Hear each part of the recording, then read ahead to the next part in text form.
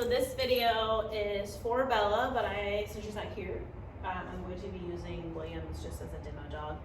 He's not quite as far along as Bella was with her training, so I'll probably have to work him through a couple more things. But I just wanted to give you something visual to look at, to work on with her at home since she's not feeling well. Hopefully she's feeling better. So the biggest thing with Bella was really the follow through. She's super motivated and she's really come out of her shell a lot with me, which has been nice because when I first met her, she was a little bit shy and timid, which is normal for most dogs. So as far as commands go, I'm just gonna kind of brief through things with him to show you like how to ask for them. But being mindful that we want to be prepared to reward her and to follow through with what we're asking. So with me, she's very much so aware that we're in training scenarios. So it is a little bit trickier sometimes to implement those things at home and get them to be more organic. So I like to ask for things at home randomly and to ask for them in situations where you would most likely ask for that anyway. So for instance, like if we're cooking something, I want her to be hanging out over on her plate so that she's not under my feet and tripping me up and making me drop knives and things of those sorts. If I want to go get the meal and I want to bring her with me, I want her walking nicely next to me as I go do that. Coming to you when you ask her to get attention, and then releasing her to go back to do the fun thing that it was that she was doing before. Little tiny things here and there. We're just sprinkling in obedience. You're going to be prepared to reward, and you're going to be prepared to follow through. So preparation for following through, I would say let's put her on a leash so that you have a little bit better communication skills. So if she's not used to you enforcing things per se as far as the obedience goes, a lot of dogs will just kind of check out, but I don't want to, and then they'll walk away. So leash is really there to keep them from doing that. And she understands leash pressure now. So leash pressure is going to be just tension in a leash. And it's typically going to be given in the direction that we want the head to go in to kind of manipulate them into different positions. So like for Williams, if I ask him to sit and he doesn't want to, I can just feel a little bit of pressure up, good. So I do that pressure upwards, since when he's standing, his head goes like this into a sit, pressure upwards. As soon as his butt hits the ground, I put my hand back down to create slack in the leash and mark with that, good, and then you can pay. Good. If she does that, nope, good. We say no to interrupt the behavior, nope, good. And then put her back into behavior. Right now, putting him back into behavior. And then, okay, when the behavior is done. Very good. For place, the place is going to be something that she can distinguish what her boundaries are. So a dog bed, a blanket, a towel, a mat. Like in my house, I just use the towel that would wipe their feet off when they come inside if it's muddy. I just really just jerry-rig something together. If you have a nice bed, go for it. It could be, she can have as many places as you want, or she can have one that you move around. So be it, as long as you're able to keep her in your peripheral to enforce it. So the command is just going to be place. Good.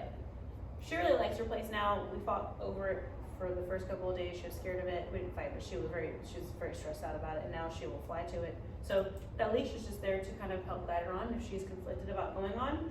Once she's on there, good, and then you can pay her. Very nice. She's still in, no. Oh boy. She's still at the stage where I'm rewarding pretty frequently.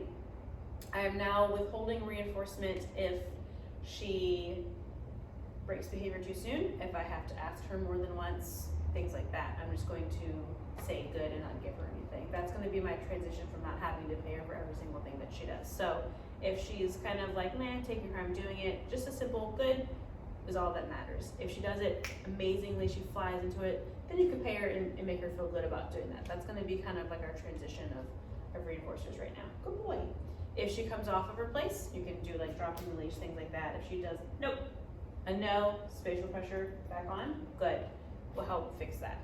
If she gets all the way off, just go collect your dog and guide her back on. Nope, place, good, when she fixes it. Good boy. Okay.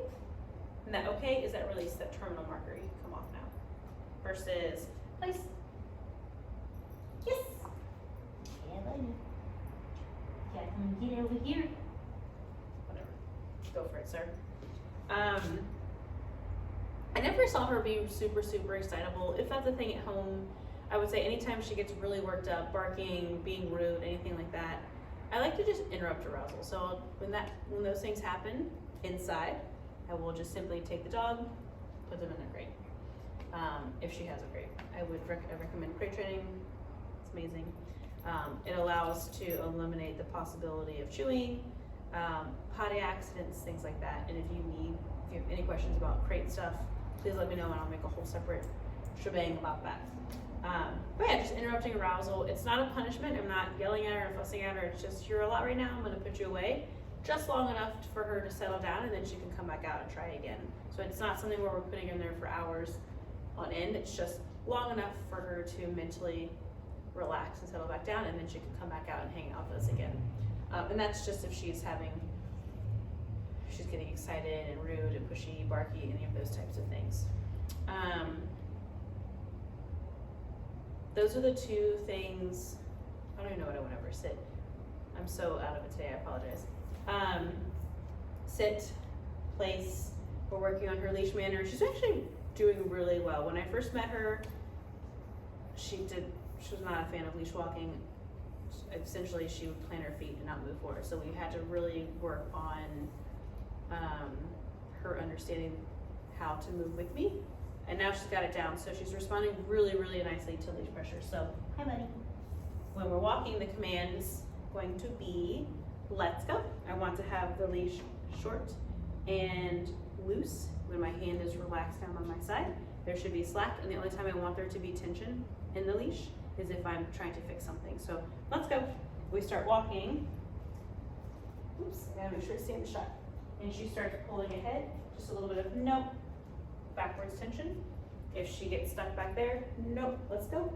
Just a little bit of communication and guidance on where you want her to be. So when she's in this area next to our side where we want her to be, the leash is slack and we're leaving her alone. You can reward. That's something I really find a lot of times with dogs is owners don't take the time to build value in themselves as handlers out on walks. So she's with you all the time. You go outside, everything is a new novelty, and she's just sniffing around distracted and wanting to go do other things. So it's important for us to put value in what we have to offer. So take treats out on a walk. Doesn't have to be every couple steps. It could just be randomly throughout the walk. It doesn't have to be every walk. It could be some walks and not other walks. And just randomly reward her. Can you fix your leash, buddy? There you go. Let's go. Direction changes, so she doesn't know where we're going. She has to pay a little bit more attention. Popping her behind you. Let's go. What I mean by that is sometimes dogs just tend to go on autopilot. Let's go. So when you switch up the course of where you're walking, it helps them have to pay more attention to you. You can do pace changes. Let's go. Slow. Let's go. Good. Anything where they are just, I don't want to say forced, but forced into paying attention to what you're doing instead of just checking out and doing their own thing. I hope any of this makes sense. It's the end of my day, so my brain is turning off. If you have any questions, I can still make a phone call. I just wanted to give you kind of something tangible to look at while she's on the road to recovery for this week. Yeah, hope she's feeling better, and just reach out if you have any questions, especially about the crate stuff. I haven't heard if that's a thing or not, so I want to make sure that we cover everything that I need to cover while she's out. All right.